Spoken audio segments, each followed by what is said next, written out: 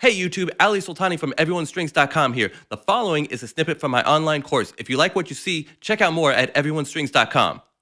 Step 1 to learning violin is to know about your instrument and how to take care of it. Violin maintenance can actually be pretty easy as long as you follow a few key steps. Check this out. The violin has 4 different strings. From the lowest sounding or thickest string, it goes G, D, A, and E. In order to remember this, I like to remember the phrase, good dogs are exciting. To start out on the violin, you're usually only using 2 of these strings, either the D and the A strings or the A and the E strings. So those are the important ones to remember. A fun note about strings, they used to be made out of catgut. Nowadays, they're usually made out of steel or some type of synthetic material.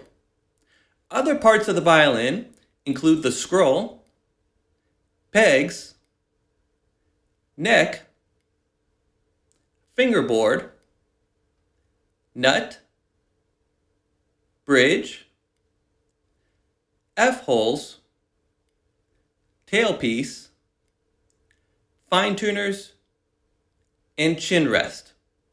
All the pieces of our violin are made of natural materials. The woods usually include spruce, maple, and ebony. Let's go through these different parts one by one. The scroll is the decorative end to your violin. The pegs, along with the fine tuners, are used to tune the strings. Pegs are used for large adjustments and should be used very cautiously, while fine tuners are used for small adjustments. Some violins don't have fine tuners or come with only a single fine tuner. If this is the case for you, I recommend going to a luthier or an instrument shop and having all 4 installed to make tuning easier. The neck is the strongest part of the violin. This is where we always want to hold our instrument, or the part we want to use when passing it back and forth. The fingerboard is very aptly named. It is where we will eventually put our left-hand fingers to play different notes. The bridge and the F-holes will transfer the sound in and out of the violin in order to make music. The bridge is also the most delicate part of our instrument and should be protected when holding or playing. The tailpiece is what holds our strings and fine tuners onto our violin. And finally, the chin rest is where we hold our violin with our jaw. Even though it is named the chin rest, we don't actually put our chin directly into it, but instead we use the side of our jaw, as we will find out more about later. All these different parts are held onto our violin with tension or special glues. So it is important to handle them delicately and avoid holding the violin from the pegs, strings, bridge, tailpiece, or chin rest.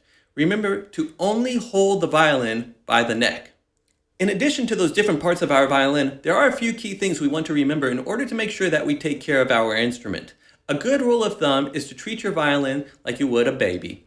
Obviously, avoid any bumps or drops by always holding it safely and securely. Secondly, always try to keep it in a climate-controlled environment.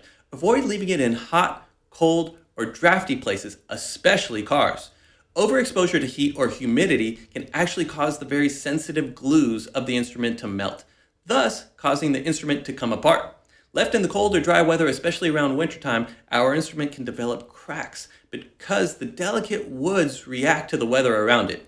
If you're going inside of a store or a restaurant even, try to take it with you. Certainly, do not leave it outside. Not only will it be a good conversation starter when you carry it around, but it'll keep your violin safe and sound.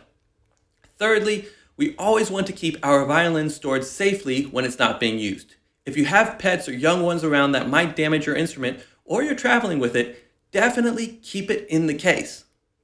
Otherwise, when you are at home, I recommend finding a safe place where you can leave it out, like on a desk or shelf, or to hang it on the wall using a violin hanger. I'll link to a hanger in the video's notes. This is a quick trick to make practicing much simpler and avoid the case being a barrier at home. One last tip. During the dry winter months, or if you live in a dry location, I always recommend having a humidifier around your violin to help keep it in tune. I usually have one set to 40% humidity to keep my instrument happy. If I travel outside of the house, I use an in-case humidifier. I'll link to both in the video's notes as well. If you have any comments or questions, leave a comment on this video. And now that you know about your instrument, let's learn a little bit about tuning in the next video.